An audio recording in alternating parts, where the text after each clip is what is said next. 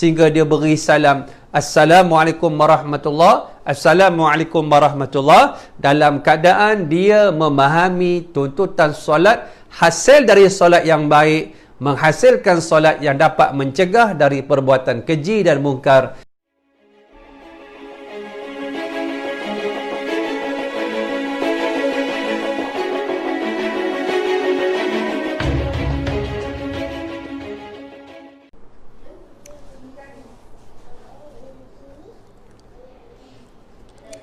Assalamualaikum warahmatullahi ta'ala wabarakatuh. A'udzu billahi as-sami'il 'alim minasyaitonir rajim. Bismillahirrahmanirrahim. Alhamdulillahilladzi adhaka wa abaka wa amata wa ahya wa as'ada wa ashqa wa adalla wa hada. Wallazi anzala al-Qur'ana 'ala khatamil anbiya'i wal mursalin. Farafa'a bihi aqwaman wa wada'a bihi akharin. فَمَنِ اتَّبَعَ هُدَاهُ كَانَ مِنَ السُّعَدَاءِ وَمَنْ أَعْرَضَ عَنْهُ كَانَ مِنَ الْأَشْقِيَاءِ أُصَلِّي وَأُسَلِّمُ عَلَى قَائِدِي وَقُرْوَتِي وَحَبِيبِي وَقُرَّةَ عَيْنِي سَيِّدِنَا مُحَمَّدٍ ابن عبد الله صلوات الله وسلامه على سائر الأنبياء والمرسلين والصديقين والشهداء والصالحين والمجاهدين ومن تبعهم بإحسان إلى يوم يقوم الناس لرب العالمين. Qala rabbi shrah li sadri wa yassir li amri wahlul 'uqdatam min lisani yafqahu qawli. Subhanaka la ilma lana illa ma 'allamtana innaka antal alimul hakim. Wala haula wala quwwata illa billahil aliyyil azim. Amma ba'd. Allahumma aslih qulubana wa azil 'uyubana wa tawallana bil husna wa zayyinna bit taqwa wajma' lana khairal akhirati wal ula warzuqna ta'ataka ma amqaitana. Wahai Allah, perelokkan hati kami, cabutkan keaiban dari diri kami, dorongkan kami pada jalan-jalan kebaikan, hiaskan hati kami dengan ketakwaan, himpunkan bagi kami kebaikan akhirat dan dunia, rezekikan kepada kami ketaatan kepadamu selagi mana hidup menumpang di atas muka bumi. Amin ya rabbal alamin. Yaqulullahu ta'ala fil Qur'anil Karim ba'da a'udzu billahi minasyaitonir rajim.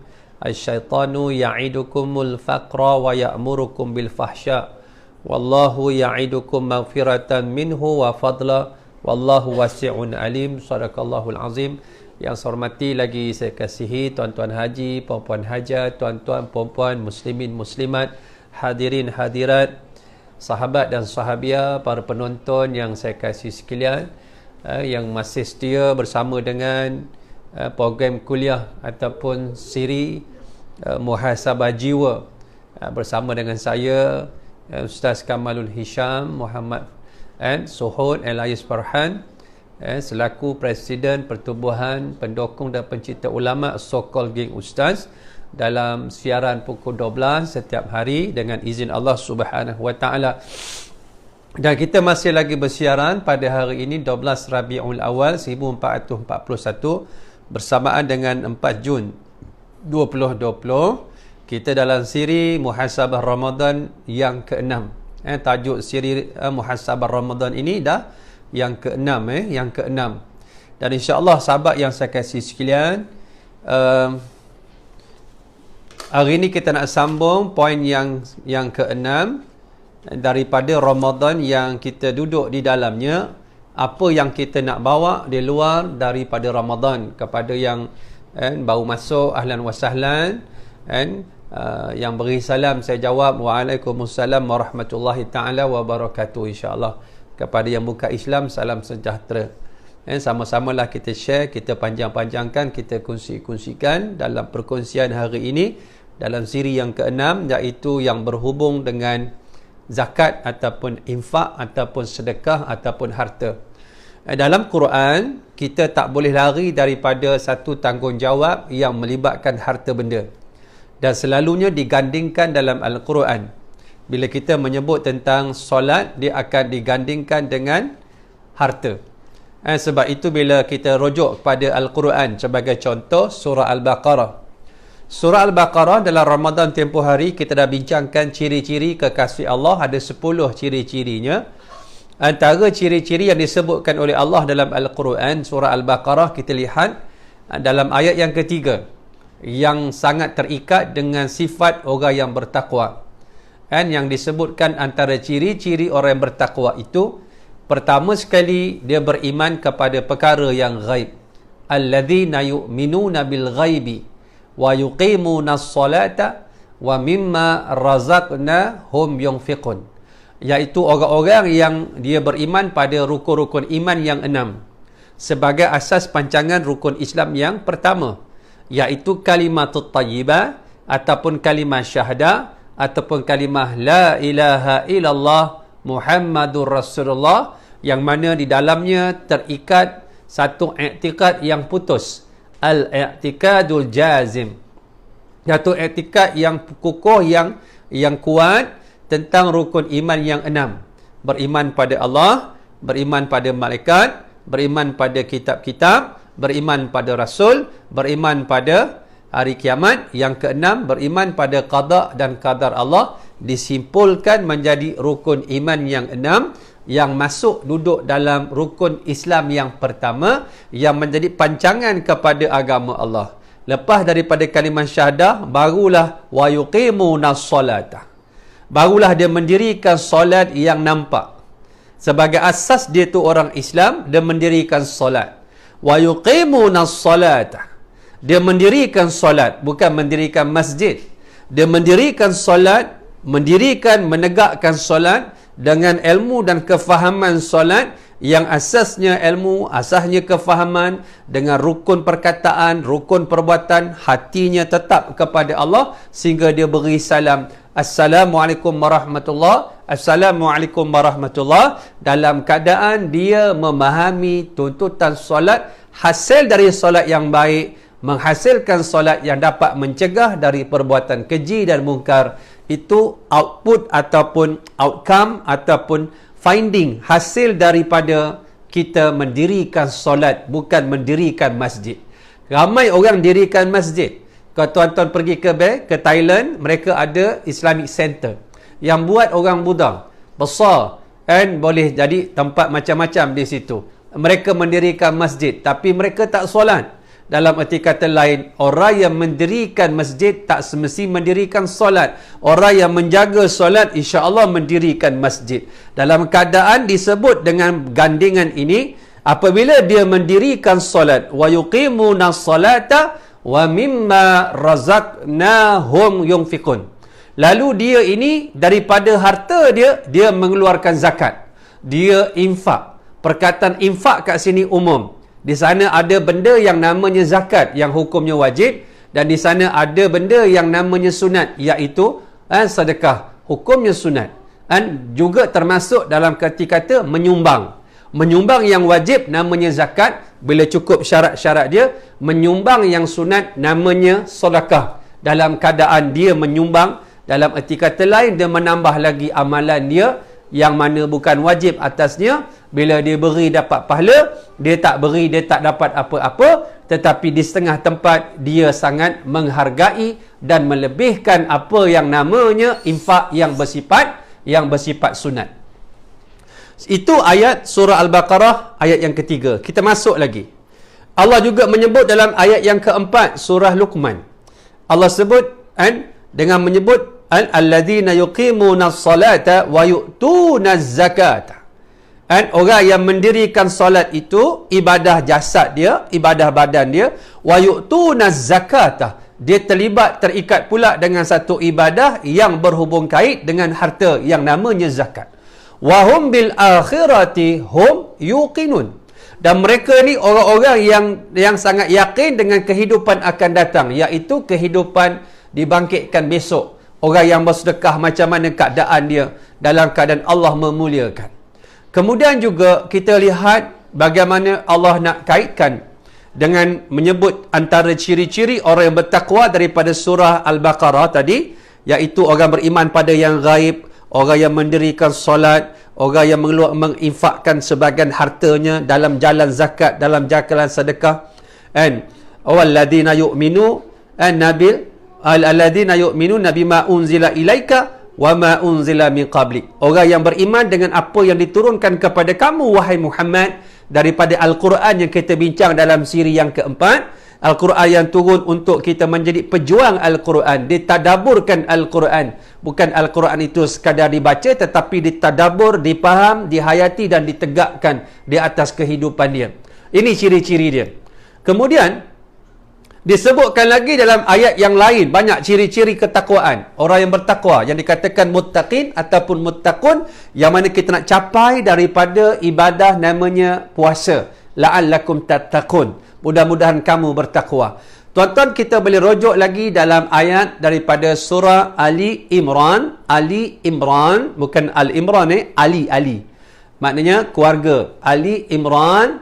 Dan dalam surah Ali Imran, Allah sebut dalam ayat 133 beberapa ciri orang bertakwa. Pertama, Allah sebut ciri orang bertakwa itu, iaitu Allah sebut dengan perkataan taubat. Allah kaitkan taubat.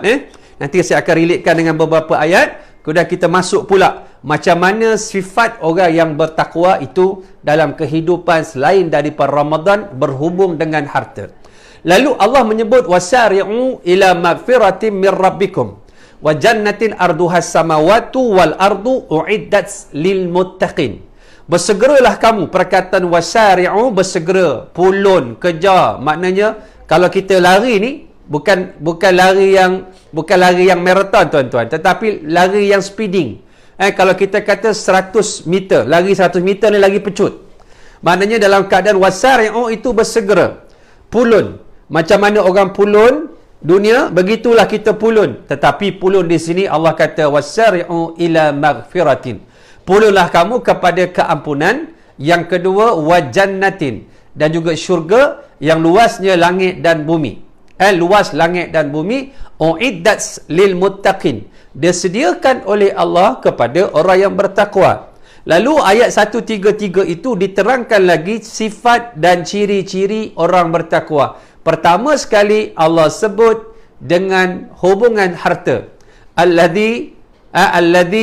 Alladzina yunfiquna fis sarra'i wad dharra wal kadhiminal ghaidh wal 'afina 'anil nas. Ini ada beberapa ciri orang-orang yang bertakwa. Lalu Allah sebut dalam ayat 134 yang dikatakan orang bertakwa yang mendapat keampunan itu orang yang apabila dia infakkan hartanya. Ini ciri pertama.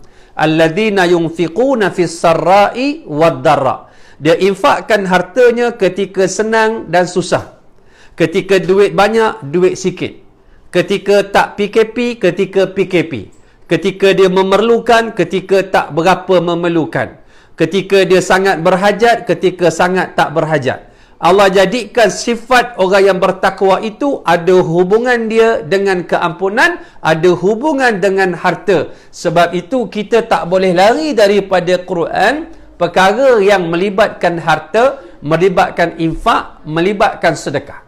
Lalu diajarkan kepada kita dalam ayat yang lain, saya nak sebut Allah kaitkan orang yang rokok, orang yang tawaduk, yang rendah diri, yang qanitin, yang raqi'in, yang sajidin, yang sentiasa mengabdi diri kepada Allah dengan permulaan ayat dari Al-Baqarah, antaranya ayat 43 bila Allah kata wa aqimus salata wa atuz zakata warka'u ma'ar raqi'in. Tengok ayat ni cantik. Orang Allah kata dirikanlah solat bersambung dengan waw. Dirikan solat wa aqimus salah wa atuz zakah, dan keluarkan zakat. Dan rokoklah, warka'u, rokoklah ma'ar raki'in, bersama orang yang rokok. Tengok ayat ni cantik. Sahabat yang dikasihi oleh Allah, cuba tengok ayat ini. Kata Ibnu Abbas radhiyallahu anhuma. Ibnu Abbas ni sepupu Nabi tuan-tuan. Ibnu Abbas ni sahabat Nabi yang Nabi doakan dia dalam banyak keadaan. Yang biasa kita dengar, Allahumma faqihhu fid din wa 'allimhu ta'wil. Itu satu doa saja. Banyak doa Nabi kepada Ibnu Abbas. Allahumma 'allimhul hikmah. Allahumma 'allimhu ta'wil. Allahumma faqihhu fid din. Banyak doa-doa Nabi kepada Ibnu Abbas. Ibnu Abbas ni lahir 2 tahun sebelum Nabi berhijrah ke Madinah. Ketika Nabi wafat, Ibnu Abbas umurnya baru 14 tahun. Nama dia Abdullah. Ayah dia Abbas. Sebab banyak sangat nama Abdullah, maka nak bezakan panggil dengan nama ayah. Ibnu Abbas, Ibnu Umar, Ibnu Amr, Ibnu Mas'ud. Kerana semua nama-nama ini Abdullah. Abdullah bin Abbas, Abdullah ibnu Mas'ud, Abdullah ibnu Umar, Abdullah ibnu Amr ataupun Amru. And semua dengan Abdullah, tetapi nak bagi bezakan Abdullah ini dengan Abdullah ini, Abdullah ini dengan Abdullah ini, maka dipanggil dengan Ibnu. Dia banyak menghafaz hadis Nabi, antaranya 1660 lebih kurang. Sahabat yang kelima banyak menghafaz hadis Nabi sallallahu alaihi wasallam setelah Aisyah radhiyallahu anha. Ibnu Abbas. Ibnu Abbas ketika Nabi wafat umurnya baru 14 tahun. Ibnu Abbas ni kalau tuan-tuan nak tengok kuburnya berada di Taif. Kuburnya berada di Taif. Kalau tuan-tuan pergi Taif, jangan lupa ziarah ke maktabah pustakaan lama yang sudah berusia hampir 200 tahun. Tuan-tuan boleh tengok bagaimana Al-Quran ditulis, dipahat di atas batu oleh Bani Saqif yang sudah berusia 1000 tahun lalu. Umur batu tu ataupun Quran yang telah ditulis di atas batu. Itulah Taif. Di antara maktabah ataupun library lama ini dan Masjid Ibnu Abbas, tempat Ibnu Abbas mengajar, anak muridnya beribu tuan-tuan. Di tengah-tengah itu ada pagar. Di belakang pagar itu ada kubur Ibnu Abbas ataupun anak kepada pak saudara Nabi Abbas, sepupu kepada Rasulullah sallallahu alaihi wasallam. Allah muliakan Ibnu Abbas ini kepada kefahaman dia yang berlapis-lapis. Walaupun dia kecil, tetapi kefahaman dia mengatasi orang lama. Sebab itu ilmu ini bukan Allah beri kerana kita ni tua dah, orang tu muda dah. Tapi kalau Allah nak beri tentang Islam itu, kadang-kadang orang muda lebih banyak daripada orang tua. Kerana apa? Kerana itu ialah rezeki daripada Allah Subhanahu wa taala. Ibnu Abbas kata tuan-tuan, dalam Al-Quran ada beberapa ayat yang bila je datang dia berganding. Kita tak boleh pisah. Antaranya ayat yang disebutkan dalam surah Luqman. Bila Allah kata, Anishkurli wali walidaik. Bersyukur kepada aku dan kedua orang ibu bapa kamu. Tak dikatakan bersyukur pada Allah kalau tak bersyukur pada mak ayah. Tak dikatakan bersyukur pada mak ayah kalau tak bersyukur pada Allah. Tak dikatakan orang itu taat kepada Allah kalau tak taat pada mak ayah. Tak dikatakan taat pada mak ayah kalau tidak taat kepada Allah. Sebab tu tak boleh kita jumpa orang yang taat kepada Allah, sembahyangnya kuat, kuliahnya kuat, pergi masjid kuat, jaga sembahyang kuat, tiba-tiba dengan mak bapak dia kurang ajar. Dengan mak bapak dia main-main. Dengan mak bapak dia menderhaka. Dengan mak bapak dia maki-maki. Dengan mak bapak dia cakap keras-keras. Orang yang taat pada Allah, dia taat pada mak ayah. Orang yang baik dengan Allah, dia akan baik dengan mak ayah. Sebab yang suruh taat pada Allah, itu juga Tuhan yang suruh taat kepada mak ayah. Tak dikatakan orang tu taat pada Allah kalau tak taat pada mak ayah. Tak dikatakan dengan mak ayah dia orang yang baik, dalam masa sama dia menyekutukan Allah. Sebab dia terikat. Anishkurli wali walidaik. Maksud Ibnu Abbas, ayat ini bila kamu ambil, dia serangkai. Beli satu dapat dua, ambil dua dapat satu. Tak boleh kita pisahkan antara satu sama lain. Faham tak? Yang kedua, ayat surah An-Nisa. Ayat 59 bila Ibnu Abbas kata, dalam ayat ini dia terikat, iaitu bila mana Allah menyebut atiullaha wa atiur rasul. Taatlah kamu kepada Allah, taatlah kamu pada Rasulullah. Tak dikatakan taat kepada Allah kalau kita menafikan, menolak akan kerasulan nubuah Rasulullah sallallahu alaihi wasallam. Tak dikatakan kita beriman pada Rasulullah atau dalam masa sama kita menolak Allah Subhanahu wa taala. Dia mari serangkai. Sebab tu nak memahami Allah, nak kenal Allah, cara jalan dia kenal Rasulullah. Sebab Rasulullah yang menunjuk cara jalan bagaimana mengenal Allah. Sebab tu bila kita mengucap asyhadu alla ilaha illallah, kita gandingkan dengan wa asyhadu anna Muhammadar Rasulullah. Jadi beriman kepada Allah terikat dengan beriman kepada Rasulullah sallallahu alaihi wasallam.